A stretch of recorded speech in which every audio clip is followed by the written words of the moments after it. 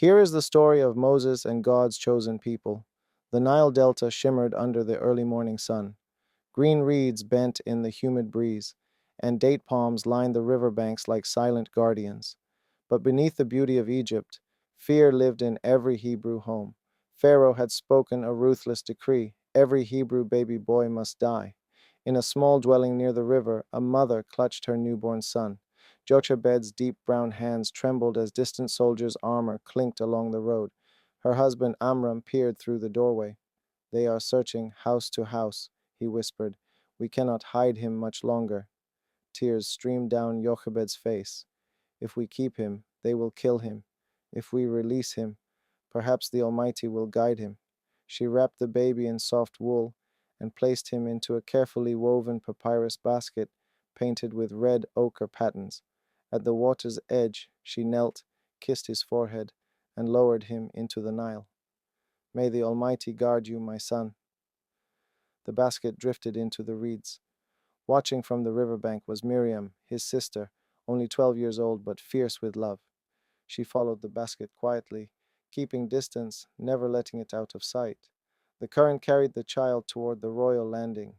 That morning, Pharaoh's daughter descended the stone steps to bathe. Gold beads shimmered in her braided crown as her attendants spread fine linen nearby. Then she noticed something unusual among the reeds: a small basket caught in the stems. "Bring it to me," she said softly. When she lifted the lid, the baby began to cry. In that moment, her heart shifted.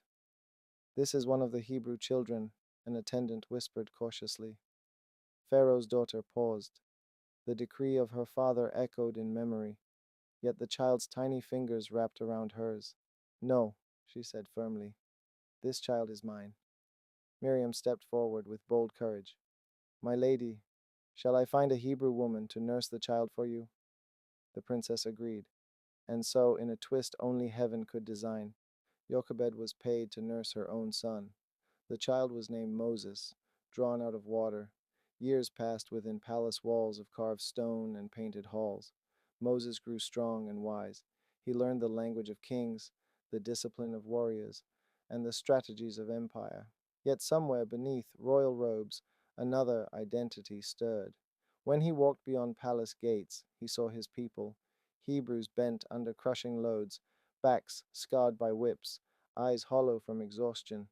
One day he saw an overseer beating a Hebrew slave without mercy. Something broke inside him. He stepped forward. The confrontation escalated. In a burst of fury, Moses struck the overseer, and the man fell lifeless to the ground. Silence followed. Moses stared at his hands. He had acted for justice, but blood stained the dust. When Pharaoh learned what had happened, his anger burned like desert fire. "Find him," the king commanded. "He must die." And so the prince became a fugitive. Moses fled into the wilderness, away from privilege, away from power, into the vast silence of Midian. There, weary and alone, he arrived at a well. Shepherds were harassing a group of young women, driving them away. Moses intervened and defended them, then helped draw water for their flocks. The women belonged to the household of Jethro, a priest and clan leader. Moses was welcomed into their tents. In time, he married Zipporah, one of Jethro's daughters. Sons were born. The former prince became a shepherd. Years stretched quietly across desert hills.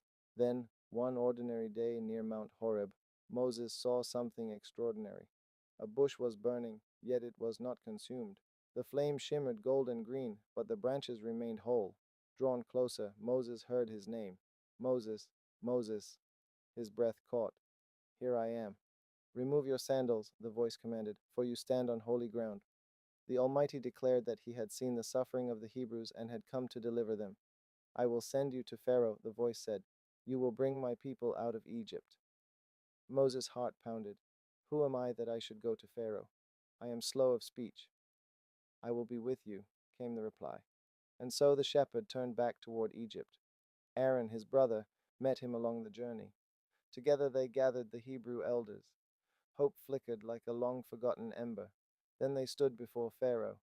"Thus says the Almighty, the God of Israel, let my people go." Pharaoh's laughter echoed through the throne room.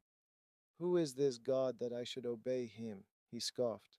Instead of freedom, he increased their labor. Bricks without straw, Longer hours, sharper whips. But signs followed. At the Nile's edge, the river turned to blood. Fish floated lifeless upon the surface. Pharaoh hardened his heart. Frogs swarmed across Egypt into ovens, beds, and bowls. Pharaoh begged for relief, then withdrew his promise once the frogs were gone. Dust rose and became gnats covering skin and livestock. Even the royal magicians whispered, "This is the finger of God." Still, Pharaoh refused. Swarms of flies darkened Egyptian homes, yet the land of the Hebrews remained untouched. Livestock fell to disease. Painful boils covered the people. Thunder split the sky as hail crashed down, destroying crops and trees. Those who heeded the warning sheltered indoors and survived. Pride cost others dearly. Locusts followed, devouring what little remained. Then darkness fell, thick and suffocating. For 3 days, lamps would not burn. Yet among the Hebrews there was light. Still, Pharaoh resisted. Finally came the last warning. At midnight, the firstborn of Egypt would die. The Hebrews were instructed to mark their doorposts with lamb's blood and remain inside. That night, silence blanketed the land until a cry rose from every Egyptian household. From palace to prison, grief filled the air, but the marked homes were passed over. Pharaoh summoned Moses before dawn. "Go," he said, broken and hollow. "Take your people and leave." After generations of bondage, the Hebrews departed. They carried unleavened dough, precious belongings, and the bones of Joseph, a reminder of promises long ago spoken. A pillar of cloud guided them by day, a pillar of fire by night. But freedom's path was not without fear. Soon dust appeared on the horizon. Pharaoh's heart had hardened once more. Chariots thundered across the plains. The Egyptian army advanced. Ahead lay the sea, behind them, soldiers. Panic spread through the camp. "Were there no graves in Egypt?" some cried. But Moses stood firm. "Do not be afraid. Stand still and see the salvation of the Almighty." He lifted his staff over the waters. All night, a powerful wind blew. The sea split apart, rising like walls on either side. A dry path formed beneath their feet. Families stepped forward, first cautiously, then with gathering courage. They walked through the heart of the sea. The Egyptian army pursued. But as dawn broke, Moses stretched out his staff once more. The waters collapsed. Chariots vanished beneath the waves. The sea returned to calm. On the far shore, the Hebrews stood stunned, alive, free. Miriam lifted her voice in song. "The Almighty has triumphed gloriously." Voices joined hers. Drums echoed across the shore. Moses looked back at the waters, remembering a basket drifting among reeds. Once a hidden child, once a reluctant shepherd, now a deliverer. The journey ahead would test them. The wilderness would challenge them. But they were no longer slaves. They were a people redeemed. And the one who had heard their cries would lead them forward. Through desert, through doubt, through destiny. The sea lay quiet behind them. The promise lay ahead. And history would never be the same.